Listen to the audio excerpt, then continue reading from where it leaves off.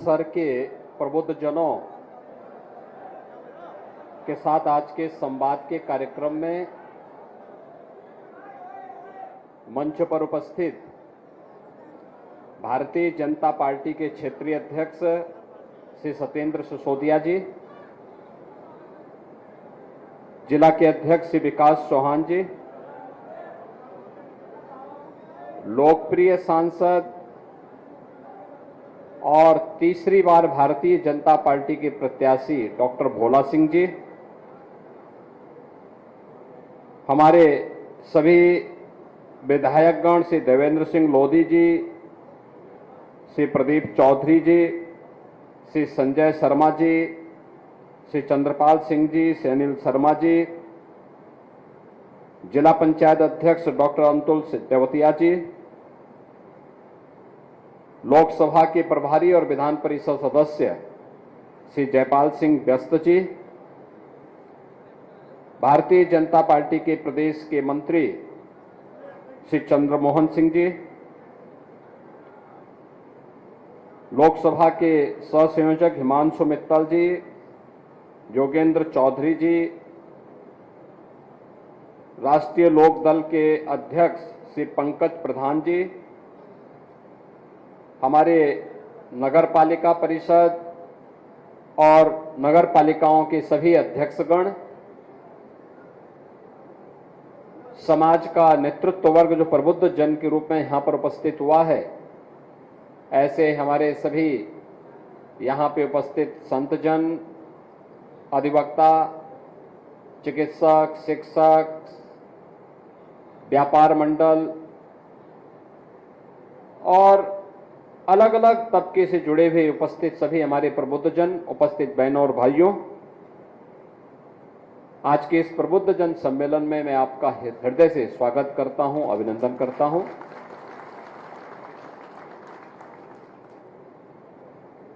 अच्छी सरकार जब आती है तो बुलंद इरादे से बुलंदशहर की तरह ही विकास की नई ऊंचाइयों को प्राप्त करती हुई दिखाई देती है। बुलंदशहर,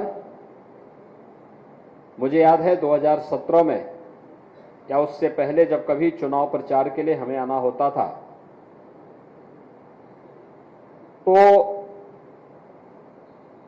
पिछली सरकारों के कारण भय और आतंक का पर्याय बन चुका था।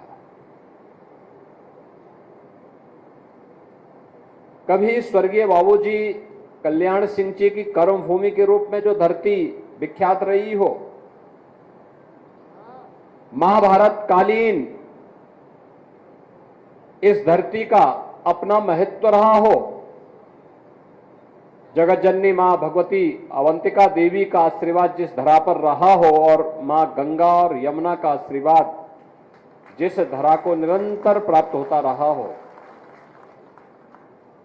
उस धरती को पिछली सरकारों ने अपराध और आतंक का पर्याय बना दिया था। विकास अवरुद्ध हो गया था, पहचान का एक संकट था। उस प्रकार की स्थितियां जब आई थी वह भी एक वोट के कारण हुआ था। गलत हाथों में जब वोट जाता है तो ऐसी अराजकता फैलती है, गुंडागिर्दी फैलती है, भ्रष्टाचार पनपता है, विकास अवरुद्ध होता है।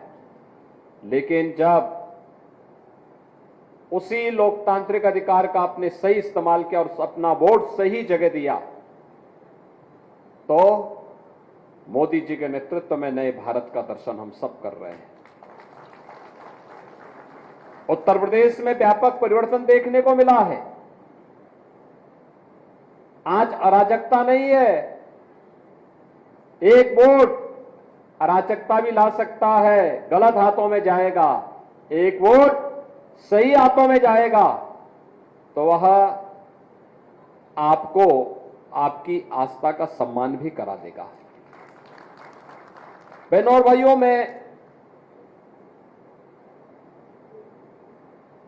कई वर्षों से प्रदेश के अंदर होली के कार्यक्रमों के साथ बहुत नजदीक से जुड़ के देखता था। कोई पर्व और त्योहार आता है, मुझे बहुत अच्छा लगता उस समय। इसलिए लगता है क्योंकि ये केवल आयोजन नहीं है, ये हमारी धरोहर भी है, हमारी पौराणिक पहचान को भी प्रदर्शित करते हैं। ये पर्व और त्योहार हमारी विरासत के हिस्से हैं। होली खेले रघुवीरा, अवध में होली खेले, लेकिन गाना लोग गाते थे, गांव गांव में गाते थे। होली की मंडली गांव गांव में घूमती थी, यही गाना गाती थी। लेकिन दुख होता था कि गांव गांव में लोग गा तो रहे हैं, लेकिन अयोध्या में जहां आप राम लला के होली खेलने की बात कर रहे हैं, वहां तो राम लला है ही नहीं, वे स्वयं गायब रहते थे। और पहली बार आपने देखा होगा 500 वर्षों में हमारी पीढ़ी कितनी सौभाग्यशाली है, हमने अयोध्या में रामलला को होली खोलते हुए देखा है।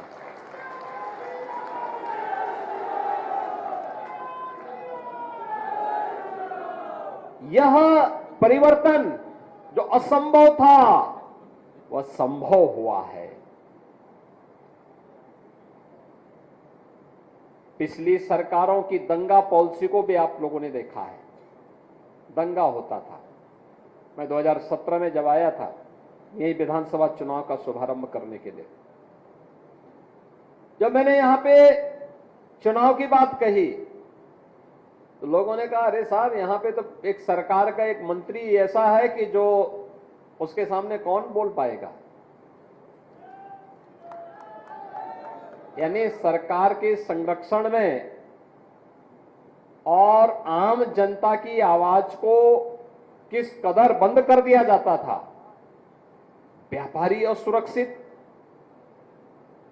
बेटी असुरक्षित, नौकरी पेशा वाला असुरक्षित, अन्नदाता किसान असुरक्षित, युवा का भविष्य असुरक्षित।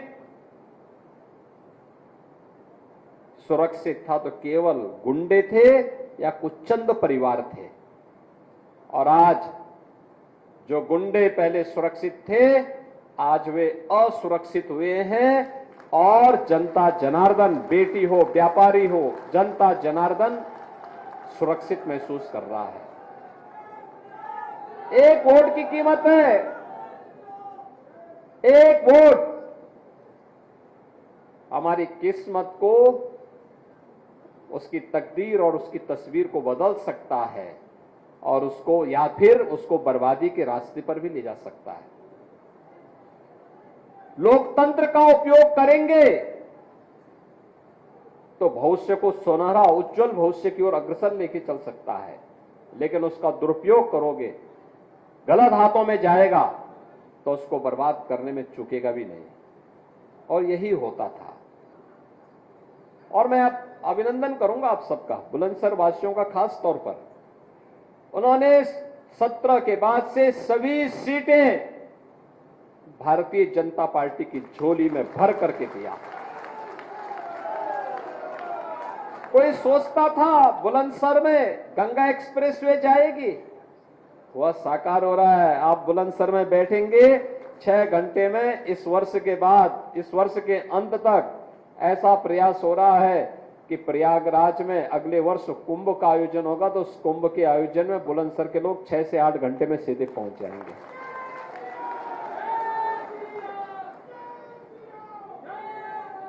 बुलंदशहर में मेडिकल कॉलेज की स्थापना होगी, ये कोई सोचता था? आज वो सपना साकार हुआ है। खुर्जा का क्रॉकरी के बारे में कोई सोचता था कि उसको पहचान मिलेगी? प्रधानमंत्री जी ने जब विदेश दौरे पर गए तो तत्कालीन इंग्लैंड के प्रधानमंत्री थे, उनको यही का ओडीओपी भेंट दिया था। मोदी जी की गारंटी क्या है? ये मोदी जी की गारंटी सर्वांगीण विकास की है, विकसित भारत की है। और उस विकसित भारत के लिए, जिस विकसित भारत में बिना भेदभाव के हर व्यक्ति, हर समुदाय, हर जाति के लोगों को पूरा सम्मान मिले, आगे बढ़ने का अवसर मिले, हो या व्यापारी, दोनों को समान रूप से सुरक्षा की गारंटी हो, जहां पे अराजकता नहीं बल्कि कानून का राज हो, जहां जातिवाद नहीं, परिवारवाद नहीं, जहां पर सबका साथ और सबके विकास के माध्यम से समाज के प्रत्येक तबके को शासन की योजना का लाभ मिल सके, उस प्रकार की व्यवस्था विकसित भारत की परिकल्पना का आधार है। और विकसित भारत के सपने को साकार करने के लिए आज हम सब आपके बीच में आए हैं। ये चुनाव फैमिली फर्स्ट बनाम नेशन फर्स्ट के बीच में है, जातिवाद बनाम सबका साथ और सबके विकास के बीच का है। ये चुनाव तुष्टीकरण बनाम भारत की आस्था के बीच का चुनाव है।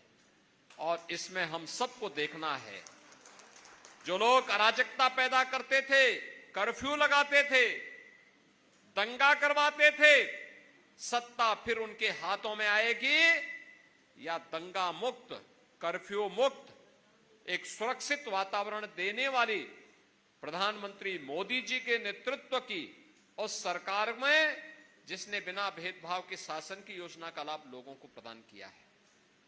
कोई सोचता था यह देश 1947 में आजाद हुआ, लेकिन 2014 तक इस देश की बड़ी आबादी ऐसी थी जो राशन के लिए तड़पती थी। आज मोदी जी के नेतृत्व में 80 करोड़ लोगों को फ्री में राशन की सौगात मिल रही है। करोड़ों लोग ऐसे थे जिनके पास सिर ढकने के लिए छत नहीं था। आज मोदी जी के नेतृत्व में, बहनों और भाइयों, मोदी जी के नेतृत्व में 4 करोड़ परिवारों को सिर ढकने के लिए छत प्राप्त हुआ है। प्रधानमंत्री आवास योजना का लाभ मिला है।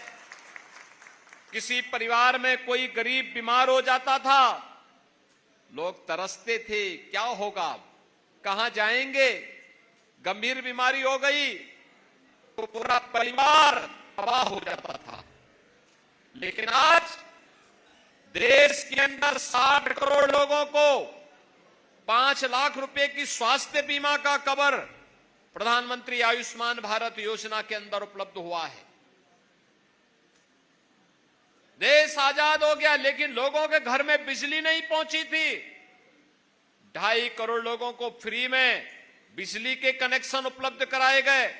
जो लोग आज भी मोदी जी पर उंगली उठाने का प्रयास कर रहे हैं, वे भारत के विकास के अवरोधक हैं। वे विकसित भारत के मार्ग के बैरियर हैं। हमें उस बैरियर को हटाना पड़ेगा और मोदी जी के नेतृत्व में एक सुरक्षित और समृद्ध भारत की परिकल्पना को साकार करने के लिए हम सबको कार्य करना होगा। और इस दृष्टि से चुनाव महत्वपूर्ण है। इन चुनावों के लिए पब्लिक को बताना, क्योंकि यहां पे तीसरे चरण में चुनाव होंगे और तब तक गर्मी भी चढ़ चुकी होगी। और बहनों भाइयों, उस समय हमें किसी भी प्रकार की परवाह के बगैर मोदी जी के नेतृत्व पर विश्वास करते हुए भारतीय जनता पार्टी और सहयोगी दलों ने जिन्हें भी अपना प्रत्याशी बनाया है, उन प्रत्याशियों के पक्ष में अपना एक एक वोट पोल करने के लिए आम जनता जनार्दन को तैयार करना है। और ये हाथरस की तो अपनी पहचान है। दाऊ जी की तो भूमि है ही, साथ साथ हींग की खुशबू देश के अंदर भी जा सके, वहां तक पहुंचाने के लिए अनूप वाल्मीकि को भारतीय जनता पार्टी ने इसलिए अपना प्रत्याशी बनाया। इस समय आप में से हर एक व्यक्ति को अनूप वाल्मीकि बनना पड़ेगा, नरेंद्र मोदी बनना पड़ेगा। जैसे मोदी जी के नेतृत्व में पूरा देश चुनाव लड़ रहा है, ऐसे ही इनके प्रतिनिधि के रूप में घर घर जाना पड़ेगा और घर घर जाकर के आप सभी प्रत्याशियों, सभी जनता जनार्दन से अपील करें कि वे मोदी जी के नेतृत्व में भारत को दुनिया की सबसे बड़ी ताकत बनाने के लिए, एक विकसित भारत, आत्मनिर्भर भारत, ग्लोबल लीडर भारत, एक ऐसा भारत जो दुनिया का पिछलग्गू न बने बल्कि दुनिया जिसके पीछे पीछे चले, उस भारत को बनाने के लिए मोदी जी को तीसरा कार्यकाल देना आवश्यक है। मोदी जी के तीसरे कार्यकाल का मतलब पहले 3 वर्ष में भारत दुनिया की तीसरी बड़ी अर्थव्यवस्था बन जाएगा। हर भारतवासी के लिए गौरव की बात होनी चाहिए। और इसके लिए अनु वाल्मीकि के लिए यहां पर आपको एक एक घर में जाना पड़ेगा, और ये तभी हो पाएगा जब आप सभी एक एक परिवार को मतदान करने के लिए प्रेरित करेंगे। एक एक व्यक्ति को तैयार करना है और ये जिम्मेदारी आपकी है। बूथों को संभालना आपकी जिम्मेदारी है। पिछली सरकारों की दंगा पॉलिसी को भी आप लोगों ने देखा है। दंगा होता था। मैं 2017 में जब आया था यही विधानसभा चुनाव का शुभारंभ करने के लिए, जब मैंने यहां पे चुनाव की बात कही तो लोगों ने कहा, अरे साहब यहां पे तो एक सरकार का एक मंत्री ऐसा है कि जो उसके सामने कौन बोल पाएगा। यानी सरकार के संरक्षण में और आम जनता की आवाज को किस कदर बंद कर दिया जाता था। व्यापारी असुरक्षित, बेटी असुरक्षित, नौकरी पेशा वाला असुरक्षित, अन्नदाता किसान असुरक्षित, युवा का भविष्य असुरक्षित। सुरक्षित था तो केवल गुंडे थे या कुछ चंद परिवार थे, और आज जो गुंडे पहले सुरक्षित थे आज वे असुरक्षित हुए हैं, और जनता जनार्दन, बेटी हो व्यापारी हो, जनता जनार्दन सुरक्षित महसूस कर रहा है। एक वोट की कीमत है, एक वोट हमारी किस्मत को, उसकी तकदीर और उसकी तस्वीर को बदल सकता है, और उसको या फिर उसको बर्बादी के रास्ते पर भी ले जा सकता है। लोकतंत्र का उपयोग करेंगे तो भविष्य को सुनहरा उज्जवल भविष्य की ओर अग्रसर लेके चल सकता है, लेकिन उसका दुरुपयोग करोगे, गलत हाथों में जाएगा तो उसको बर्बाद करने में चूकेगा भी नहीं। 1947 से 2014 तक इस देश ने सरकारों को देखा है, अनेक सरकारों को देखा है। मोदी जी के आने के पहले 15 सरकारें आ चुकी थी। अटल जी की सरकार को छोड़ दिया जाए, शेष सरकारें क्या कर रही थी? तब क्यों नहीं गरीब कल्याण की योजनाएं हो पा रही थी? तब क्यों नहीं गरीबों को फ्री में राशन मिल पा रहा था? तब क्यों नहीं गरीबों को सिर ढकने के लिए छत मिल रहा था? प्रधानमंत्री आवास योजना कहां थी? तब गरीबों को स्वास्थ्य बीमा का कवर क्यों नहीं मिल पा रहा था? तब नौजवानों की नौकरियां कहां थी? तब बेटी और व्यापारी को सुरक्षा कहां थी? ये लोग केवल उपयोग करते रहे, समाज को जातिवाद के नाम पर बांटते रहे, अराजकता का फैलाते रहे, और उन पेशेवर गुंडे, अपराधियों और दंगाइयों को प्रश्रय देकर के अपनी राजनीतिक रोटी सेंकते रहे। हम भी अपनी सज्जनता के कायल होकर के जाति की हवा में बह जाते थे, और अंततः दुष्परिणाम हमारी पीढ़ियों को भुगतना पड़ा। हमारा ये उत्तर प्रदेश, जिस उत्तर प्रदेश के बारे में लोग कहते हैं यूपी का मतलब क्या है, मैं कहता हूं यूपी का मतलब अनलिमिटेड पोटेंशियल, असीमित संभावना, असीम संभावना वाला प्रदेश है ये प्रदेश पहचान के लिए मोहताज हो गया। तो असीमित संभावना इसमें नहीं होती तो भगवान राम, भगवान कृष्ण, भगवान शंकर, मां गंगा, इन सब का आशीर्वाद हमें मिलता क्या? दुनिया की सबसे उर्वरा भूमि हमारे पास क्या नहीं है? हमारे पास है सबसे अच्छे हस्तशिल्पी हमारे पास, सबसे अधिक योग्य युवा हमारे पास। तो हम हाथ क्यों फैलाएंगे? हम अपनी ऊर्जा को और अपने स्वाभिमान को आगे बढ़ाएंगे और उत्तर प्रदेश के माध्यम से भारत के विकास में अपना योगदान देंगे। आज यही उत्तर प्रदेश कर रहा है। जिस उत्तर प्रदेश को पिछली सरकारों ने बदहाल बना दिया था, वही उत्तर प्रदेश आज मोदी जी के नेतृत्व में देश की अग्रणी अर्थव्यवस्था बन रहा है।